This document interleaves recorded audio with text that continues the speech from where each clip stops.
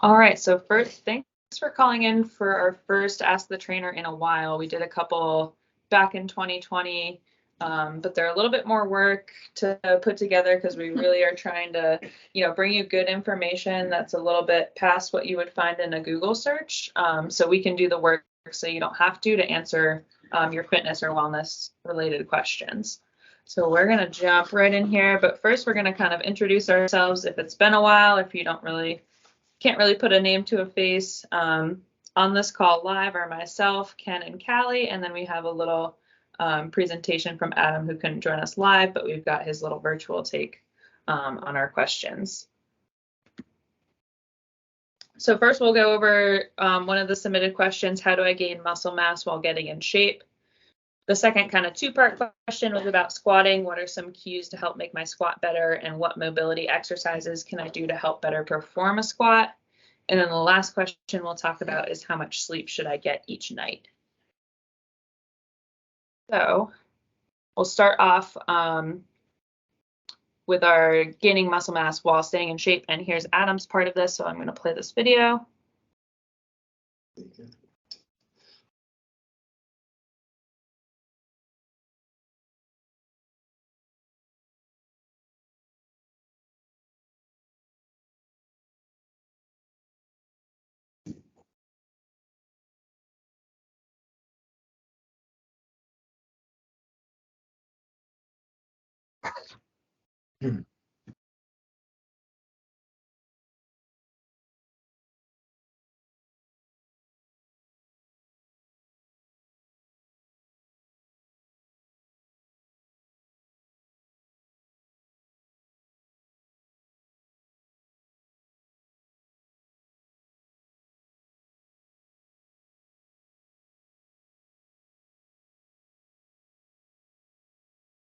This is split squat.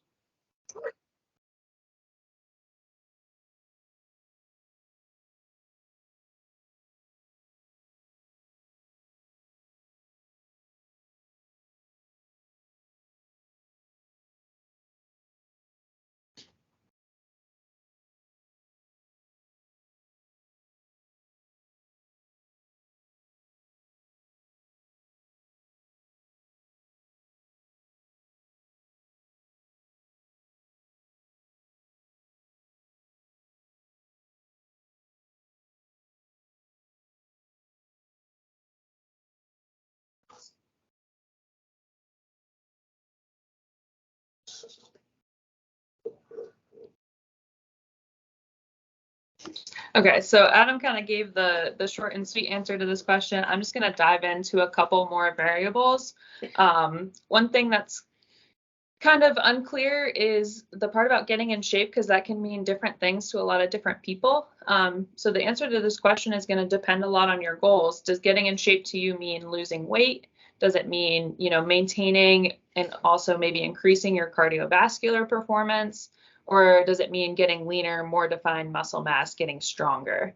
So you can do kind of a lot of different things and still answer this question, but it's going to change a little bit depending on what your goals are. And I just kind of wanted to mention here that having realistic expectations is important. It is hard to build muscle. It does take some work. It's good to kind of know that it's going to be slow progress, and it's something you're really going to have to stick with to see results, especially if you're trying to do it with something else like losing weight or, getting better at a cardiovascular activity like running or biking or things like that, if you're training something else as well as trying to build muscle mass.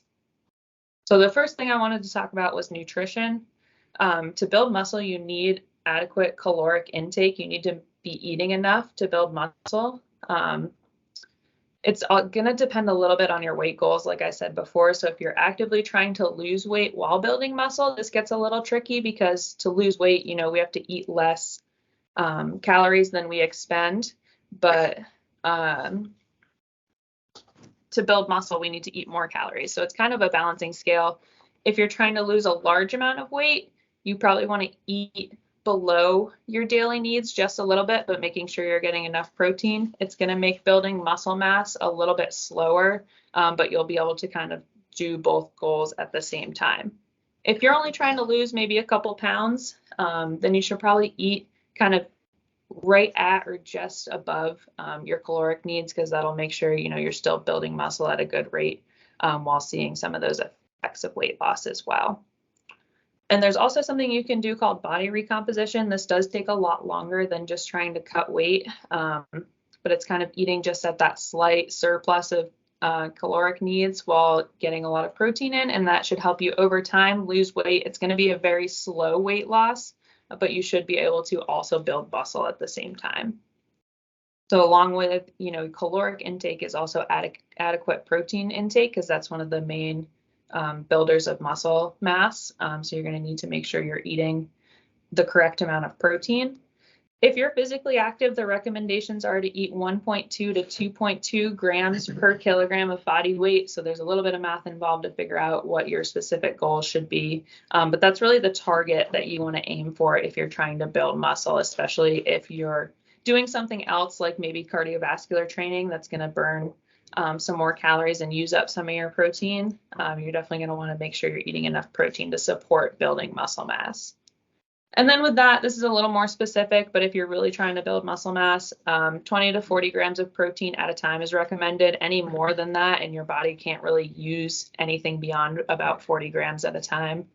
And it is best to, consume your protein within 1 hour after you stop your training. It's not a big interval where if you miss it, you're going to lose all the gains that you worked for.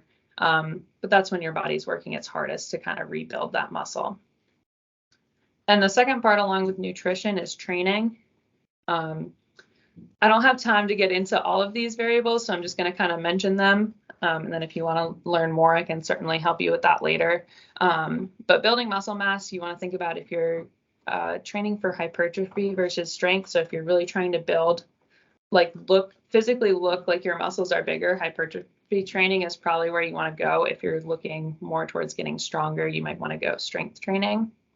Same thing with kind of isolation versus compound exercises. Isolation exercises, those are your typical, what you would think of like bodybuilding exercises. Single muscle groups, those are going to help you if you're one of those people, trying to get leaner and more defined muscles. But compound exercises are also great because they focus on total body strength and they're really functional. So it just kind of depends, what building muscle means to you and what your goals are for that. But any kind of strength training to build muscle, you're going to want to utilize progressive overload. So this is over time, your training volume is getting heavier. So if you come into the gym and you're doing 3 sets of 12 reps every day with the same weight, that's not challenging your muscles. That's not going to help you build muscles. So you really need to be on a program that involves progressive overload so that you're progressively lifting more over time to properly build that muscle. And with that, we'll want to train near failure. So training sessions should be hard. You shouldn't be, failing every set, every rep, that kind of hard weight, but you want to get to the point where you feel like you're challenging yourself. So again, kind of increasing weights over time, not grabbing the same set of dumbbells every single session. And that's going to help us build our work capacity. But really the key over time is just consistency. If you're looking to build muscle and getting in shape, you're going to want to stick with strength training. As long as you can over a period of time. It's going to take a while to see results, but keeping in mind those realistic expectations, you definitely should be able to build muscle while getting in shape, whatever that kind of means to you. So hopefully that answered that question. We're going to switch gears a little bit here and move on to the questions about squat form. Yeah, so the squat movement is a pretty basic movement. We use it every day in our lives, such as, this might be TMI, but going to the bathroom, picking up a box, like all those things, just sitting in a chair to eat dinner. You're basically squatting. So this is a very fundamental movement that we should all be doing, whether it be body weight or with a barbell, whatever.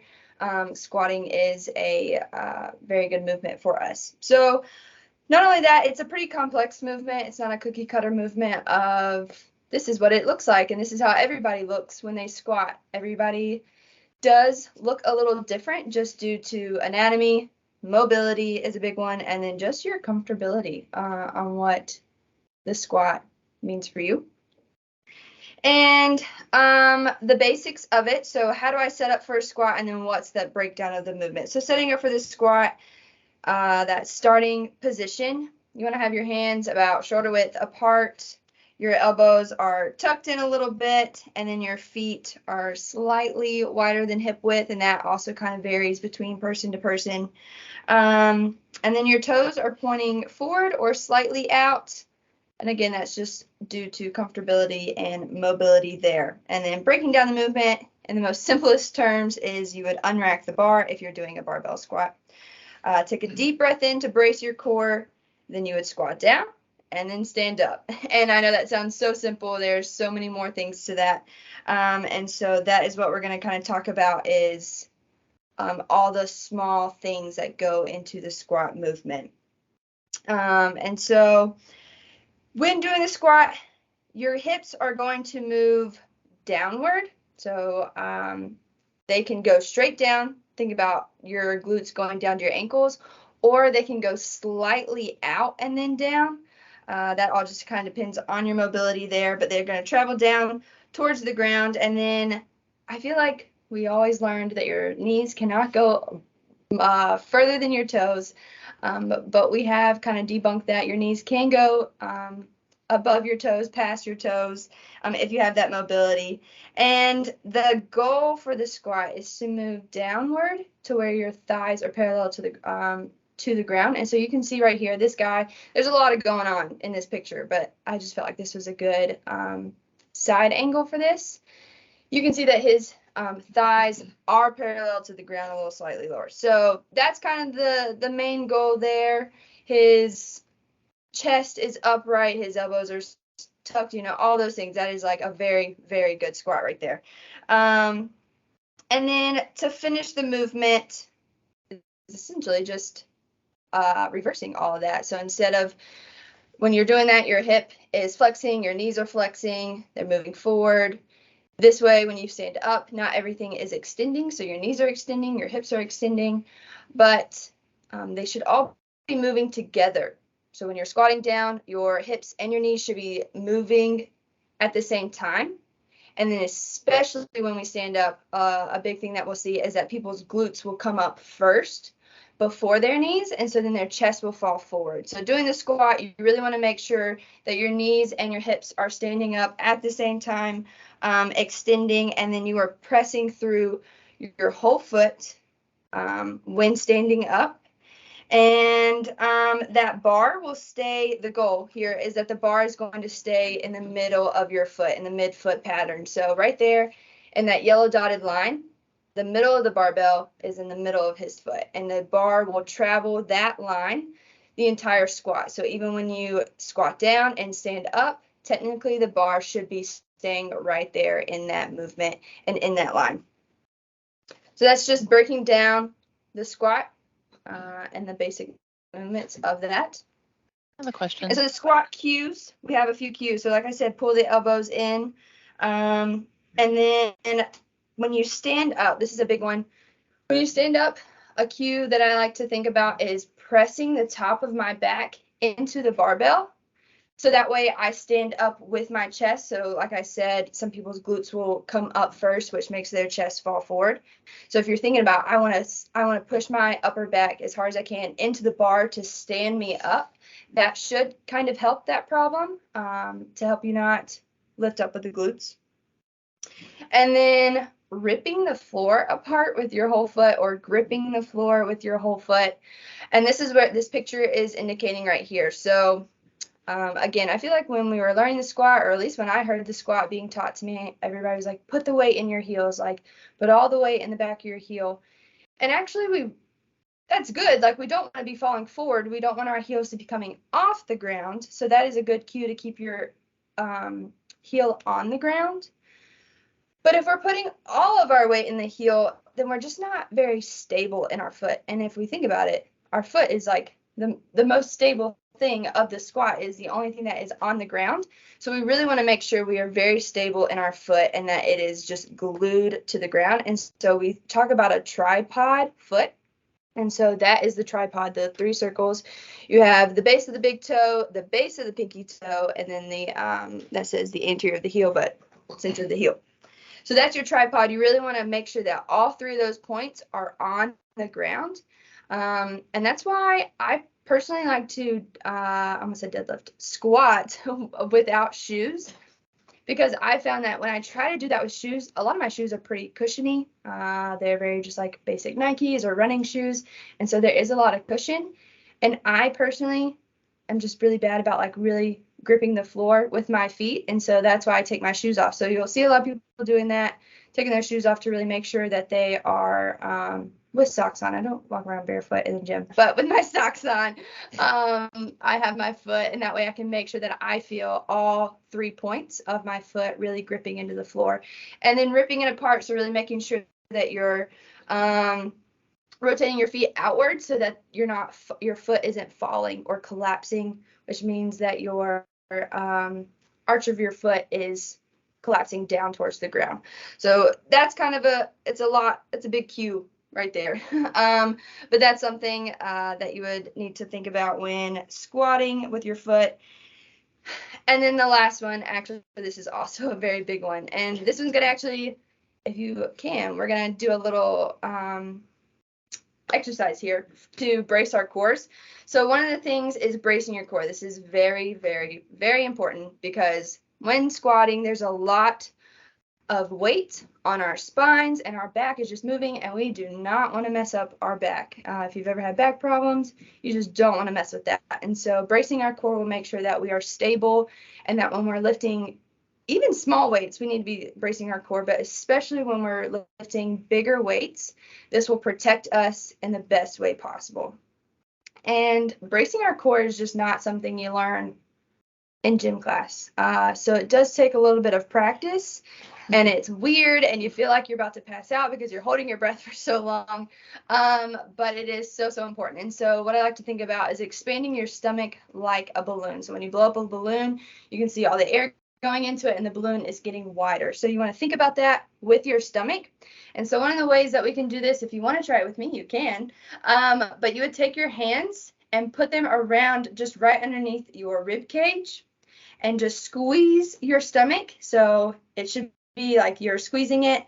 And then when you're going to brace your core, you're going to breathe in, and you want to make sure that your fingers are going out. So you're really going to breathe into your stomach, really big breath, and then make sure that your fingers are expanding out. I know you can't see me, so this might sound so weird, but hopefully you get the picture, is that your fingers around your belly are coming out. So when you're taking that deep breath, you're filling it into your stomach and it is moving out. Another way you could do this is putting your hands, this kind of hurts, but putting your hands right underneath your ribs. And then when you do that same brace, your hands should almost pop out of your ribs. So if your fingers are tucked underneath your ribs, when you take that big breath, it should pop your fingers out. And that's how you know that you are taking a good breath to fill your stomach in that cavity, and then tense up as if somebody's going to punch you. And I know that sounds dramatic, but if you tense up, that'll help you brace and do a good job there. So those are my cues. And then some common mistakes, like I said, your chest falls forward, your hips lift too quickly, the knees will cave in, so they will come closer together, and then your heels will come off the ground, or your toes will come off the ground, and that's why that tripod foot is really important to help with those. So those are some cues, some mistakes there with our squats. And then lastly, just the mobility part of this is our ankles and our hips. There's a lot more mobility that can go into a squat. Like I said, it is a full body exercise. But two of the big mobility issues that we see are the ankles and the hips. And so one way to test your ankle mobility is right here in this picture, actually. If you measure out about 5 inches from the wall and put your heel right there at that 5-inch, keeping your heel on the ground, trying to press your knee as close as it can to the wall, it should be able to touch the wall. And that means that you have really good ankle mobility. And then obviously you test the other side and do the other side to see if there's any discrepancies, to even see if your knee even touches the wall. I know my right ankle has more mobility than my left, so my right gets way closer to the wall than my left. And so you can look at that, test that out. And then if you're like, okay, my knees did not touch the wall, some things that you can do are foam rolling. You can foam roll your calf, your ankle, all those good things. And then some mobility exercises would be actually this similar picture of your knee moving forward, your ankle staying still, is if you elevate your foot onto a box and do this and kind of put a lot of your weight in that forward foot and hold that stretch for about 10, 15 seconds, 5 times, doing it on each leg, going back and forth. That'll help loosen that ankle, get mobility in that, and then also doing some banded ankle mobility, similar concept there. And then you can do some hip mobility. There's a Faber test, which you're laying on your back. You cross one foot on top of the other, which makes it look like your legs look like a figure 4, so it looks like the number 4. And you would just let gravity try to take that knee down to the ground, so the one that is crossed over. If your knee comes down to the ground, if it's about a fist from the floor, that's pretty good mobility. And then if you flip it, and then let's say the other knee does not drop as far, then you can tell that there are discrepancies in your hips that way. And another one, a pretty simple one, is lying on your back and pulling your knee to your chest, just one of them, and feeling as if there's any pinching or any pain. If you go straight to your chest and then kind of move it over to each shoulder, just trying to feel if there's any pain or pinching sensations in your hip. That'll kind of tell you like you have maybe some impingement maybe, but then also mobility issues as well. And there are a lot of mobility exercises that we can do for your hip. I'm not going to be able to explain all of them right here because I just feel like you just need to see all of them, but some are some hip airplanes, some 90-90 exercise stretches, 90-90 stretches, foam rolling as always, and then some banded internal rotations that'll just use some bands to help you move your leg and be more stable in that. So that was a lot on the squat. It is a very complex movement, like I said from the beginning. There's a lot to that. So everybody's squat looks a little different, and everybody's just made differently anatomically.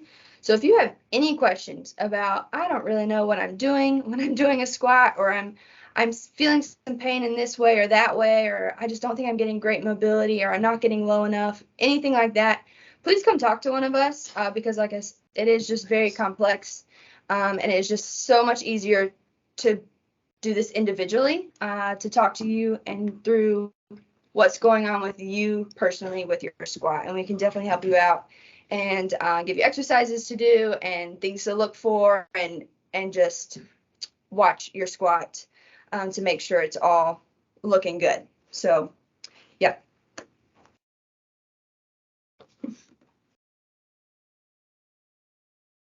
All right, guys. Next question was, how was it worded? I'm drawing a blank. How much sleep do we need? Is so it came from an adult, so I just included the chart from young adults to older adults. And as you can see, the recommended is 7 to 10 hours, 7 to 9 hours, depending on your age group. Interestingly enough, the older we get, the less sleep we need, which is awesome. So this is all based from the National Institute of Health. So adults should sleep 7 or more hours per night on a regular basis to promote optimal health. Sleeping less than 7 hours per night on a regular basis is associated with several adverse health outcomes. It also is associated with impaired immune function, impaired performance, increased errors, and greater risk of accidents. So it kind of goes back to the last 2 questions we've already answered. So if you're not getting enough sleep, it's going to affect your muscle growth, your muscle development. It's obviously going to affect your squat because you're not going to be tuned in. You're going to be a little more prone to making those errors. Sleeping more than 9 hours per night may be appropriate for individuals who have some illnesses and just need, that little extra sleep, recovering from injury, those recovering from sleep debt who are, a little bit behind on their sleep. Research is kind of inconclusive right now if, regularly getting more than 9 hours is detrimental to our health or not. So we'll slide over to the next slide for me. There we go. So based on those guidelines, just a few questions we can ask ourselves to kind of, determine, we got that range from 7 to 9, 7 to 8, depending on what your age group is, and, just how much sleep you actually need. So some of those questions, are you productive, healthy, and happy on 7 hours of sleep? Or have you noticed that you require more hours of sleep to get into high gear? Do you have any coexisting health issues, or are you at a higher risk for developing disease? Do you have a high level of daily energy expenditure? Do you frequently play sports or work in a labor-intensive job? Do your daily activities require alertness to do them safely? Do you drive every day and or operate heavy machinery? And do you ever feel sleepy while doing those activities? Are you experiencing or do you have a history of sleeping problems? Do you depend on caffeine to get you through the day? We're all nodding in the room right now. And when you have an open schedule, do you find that you're sleeping more than you do on a typical day? We're still all nodding in here. So, kind of start, we're saying no, nice. To start with, the above recommended ranges, the 7 to 9 hours for most of us, depending on our age group, they kind of go through these questions and see, is 7 good for me? Do I need a little bit more? Sometimes, I find when I sleep too much, I tend to be a little less attentive and more prone to errors and such as well. So, take that for what it is. But mine is short and sweet. We don't have any practical applications like Hallie did. We're not all going to practice taking a nap right now. Even though it would be amazing. So that's really it for sleep. I had the easy, short question. So we'll throw it back to Bree, I guess. Yeah, so hopefully we answered your questions, and even if you weren't, the person who submitted the question, hopefully it gave you a good idea. We had a nice range of topics for this one, so if you happen to join us late, we talked about gaining muscle mass while still getting in shape, how to squat better, and some form cues and mobility exercises that'll help us. And then we just covered a little bit about sleep. But if you missed anything or wanted to go back and listen to anything that we said, this is recorded, so it's going to be put on our website. And we're planning on doing one of these about once a quarter. So we'll have another one, in about 2 or 3 months here. But if you think of a question, either a suggestion for a topic that we cover next time or a question for next time for Ask the Trainer, definitely feel free to email us. Our email is on the screen now. If anyone has any short questions about anything that we talked about today, we can talk about those now, or again, you can always feel free to stop by or email us about those questions.